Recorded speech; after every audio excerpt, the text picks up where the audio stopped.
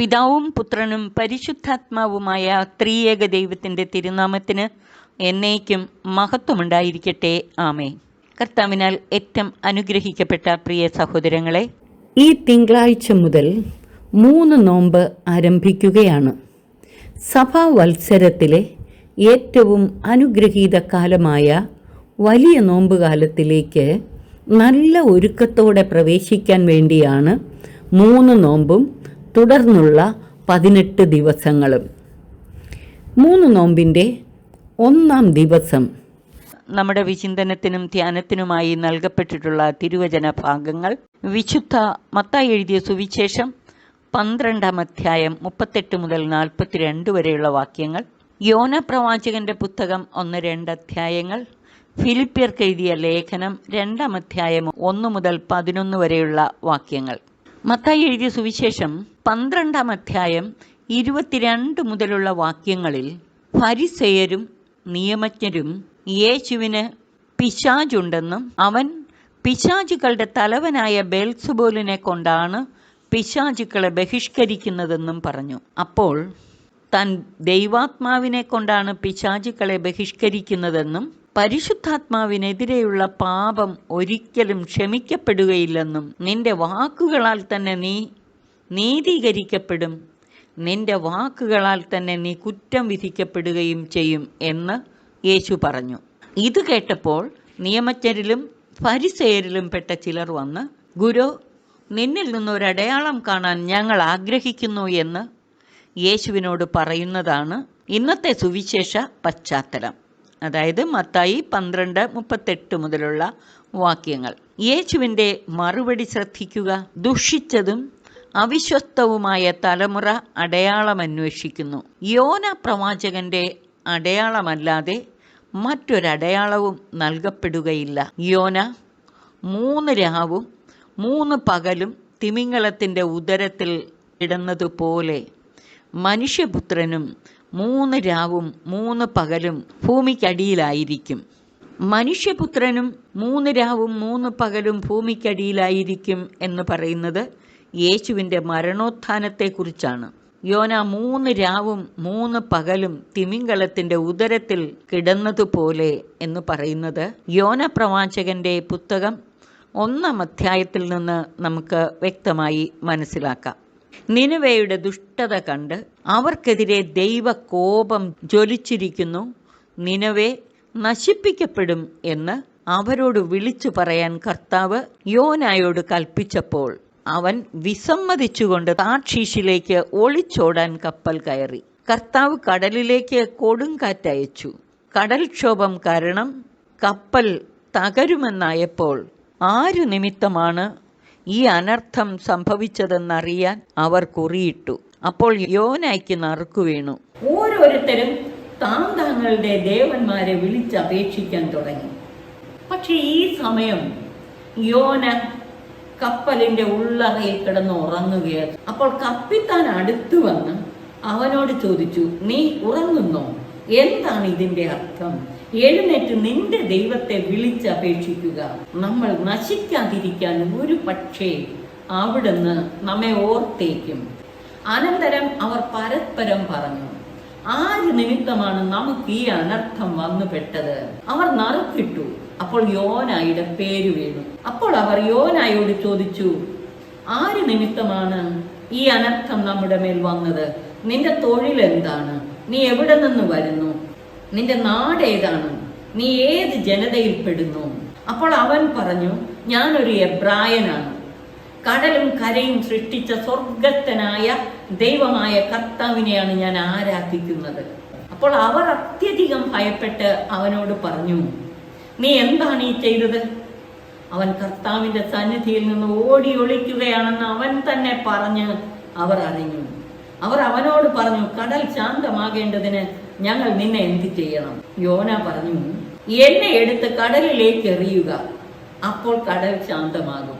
അവർ കർത്താവിനോട് നിലവിളിച്ച് പ്രാർത്ഥിച്ചു, കർത്താവേ, ഇവൻ നിമിത്തം ഞങ്ങൾ നശിക്കാൻ ഇടയാകരുത്, എന്നാൽ നിഷ്കളങ്ക രക്തം ചിന്തി എന്ന കുറ്റം ഞങ്ങളുടെ മേൽ വരാനും ഇടയാകരുതേ. ഒരേ സമയം അവർക്ക് അവരുടെ ജീവൻ രക്ഷിക്കണം, എന്നാൽ അതേസമയം നിഷ്കളങ്ക രക്തം ചിന്താനിടയാകരുത് എന്ന് പ്രാർത്ഥിച്ചിട്ട് അവർ യോനായെ എടുത്ത് കടലിലേക്ക് എറിഞ്ഞു.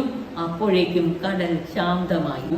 17-ാം വാക്യത്തിൽ പറയുന്നു, യോനായെ വിഴുങ്ങാൻ കർത്താവ് ഒരു വലിയ മത്സ്യത്തെ നിയോഗിച്ചു. യോന 3 രാവും 3 പകലും ആ മത്സ്യത്തിന്റെ ഉദരത്തിൽ കഴിഞ്ഞു. ഇവിടെ ഒരു കാര്യം നാം ചിന്തിക്കേണ്ടത്, എന്തുകൊണ്ടാണ് യോന നിനവയിലേക്ക് പോകാൻ മടിച്ചത്? 2 കാരണങ്ങളാണ്. ഒന്ന്, യഹൂദരുടെ സങ്കുചിത മനോഭാവം. അതെന്താണ്? അവർക്ക് മാത്രമേ രക്ഷയുള്ളൂ, വേറെ ആരും രക്ഷപ്പെടാൻ പാടില്ല. അതിലുപരി ഇസ്രായേലിന്റെ ബദ്ധ ശത്രുവായ അസീറിയയുടെ തലസ്ഥാനമാണ് നിനവേ. അപ്പൊ തീർച്ചയായിട്ടും തങ്ങളുടെ ശത്രുക്കൾ രക്ഷ പ്രാപിക്കണമെന്ന് അവർക്ക് ആഗ്രഹിക്കാൻ പറ്റില്ല. അതുകൊണ്ടാണ് യോന നിനവയിലേക്ക് പോകാൻ മടിച്ചത്. യോന എന്നത് ഒരു വ്യക്തിയാണെന്ന് വിചാരിക്കരുത്. ഇതൊരു പ്രതീകമാണ്. ഇതൊരു ഹിസ്റ്റോറിക്കൽ ഡോക്യുമെന്റ് എന്ന് വിചാരിക്കരുത്. മറിച്ച് വലിയൊരു ദൈവശാസ്ത്രപരമായ ചിന്ത, വിശ്വാസപരമായ ഒരു സന്ദേശം നമുക്ക് നൽകുകയാണ്.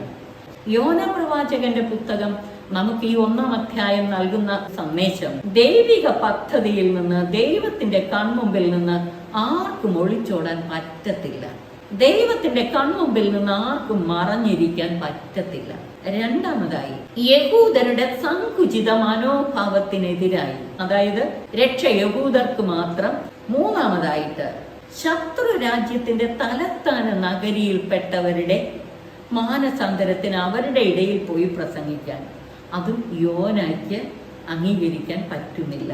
പക്ഷെ നമ്മുടെ കർത്താവ് നമ്മെ ആഹ്വാനം ചെയ്യുന്നതോ ശത്രുവിനെ സ്നേഹിക്കാനും, നിന്റെ ശത്രുവിന് വിശക്കുന്നെങ്കിൽ അവന് ഭക്ഷിക്കാൻ കൊടുക്കുക, തിന്മയെ നന്മ കൊണ്ട് ജയിക്കുക, അനുതപിച്ച് യേശുവിലേക്ക് തിരിഞ്ഞ് വചനമനുസരിച്ച് ജീവിക്കണം എന്നാണ്. ഒരു സമൂല പരിവർത്തനം വരണം. അതാണ് സുവിശേഷ ഭാഗം നമ്മെ ഓർമ്മിപ്പിക്കുന്നത്. കടലിന്റെ അടിത്തട്ടിൽ കിടന്നുള്ള യോനായുടെ പ്രാർത്ഥന ദൈവമായ കർത്താവ് കേട്ടു. യോന പ്രവാചകന്റെ പുസ്തകം 2-ാം അധ്യായത്തിൽ യോനായുടെ മനോഹരമായ അർത്ഥപൂർണമായ പ്രാർത്ഥന നമുക്ക് ദർശിക്കാനാകും. യോന പ്രാർത്ഥിക്കുന്നത് ശ്രദ്ധിക്കുക.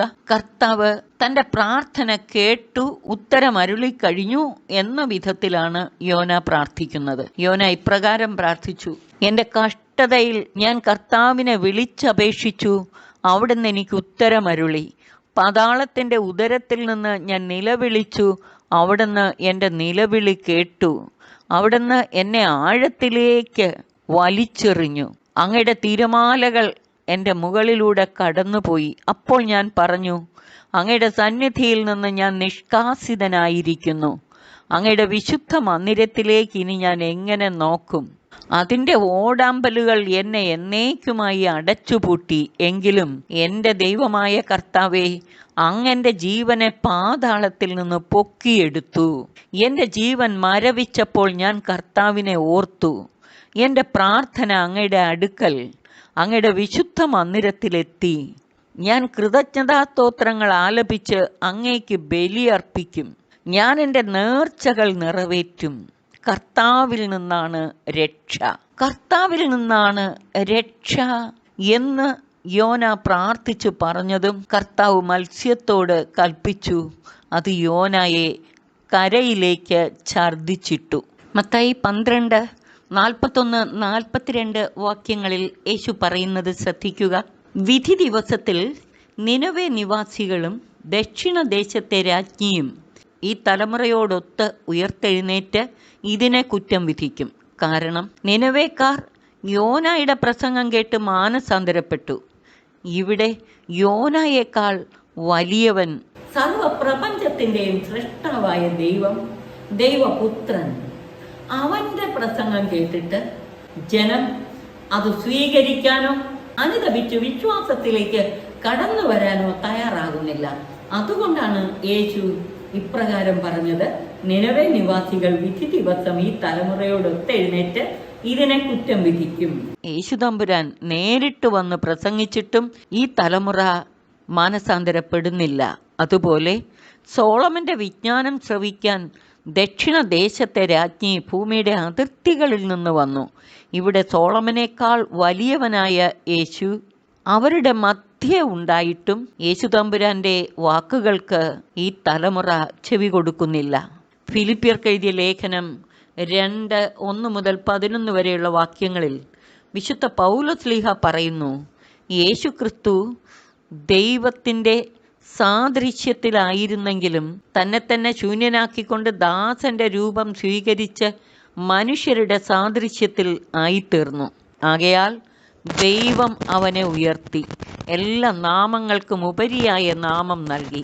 ഇത് യേശുവിൻ്റെ നാമത്തിനു മുമ്പിൽ സ്വർഗത്തിലും ഭൂമിയിലും പാതാളത്തിലുമുള്ള സകലരും മുട്ടുകൾ മടക്കുന്നതിനും യേശുക്രിസ്തു കർത്താവാണെന്ന് പിതാവായ ദൈവത്തിൻ്റെ മഹത്വത്തിനായി എല്ലാ നാവുകളും ഏറ്റുപറയുന്നതിനുമാണ്. പ്രിയമുള്ളവരെ, 3 നോമ്പിൻ്റെ ഈ ഒന്നാമത്തെ ദിവസത്തിൽ നാം ശ്രവിച്ച തിരുവചന ഭാഗങ്ങൾ നമുക്ക് നൽകുന്നത് പ്രധാനപ്പെട്ട 5 സന്ദേശങ്ങളാണ്.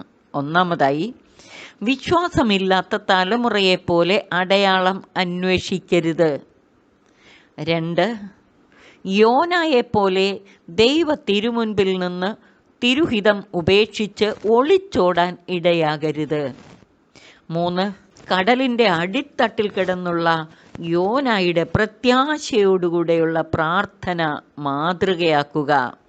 4, നിനവേക്കാരെ പോലെ മാനസാന്തരപ്പെട്ട് ദൈവത്തിലേക്ക് തിരിയുക. 5, ജ്ഞാനത്തിൻ്റെ ഉറവിടമായ യേശുവിൻ്റെ വാക്കുകൾക്ക് ചെവി കൊടുക്കുകയും യേശുനാമം സകലരോടും പ്രഘോഷിച്ച് യേശുനാമത്തിനു മുമ്പിൽ സകലരും മുട്ടുകൾ മുടക്കുന്നതിന് ഇടയാക്കുകയും ചെയ്യണം. നമ്മുടെ പ്രേക്ഷിത തീഷ്ണതയിലൂടെ യേശുവിൻ്റെ നാമം സകലരും അറിയാനിടയാകണം. യേശുവിൻ്റെ നാമത്തിനു മുമ്പിൽ സകലരും മുട്ടുകൾ മടക്കണം.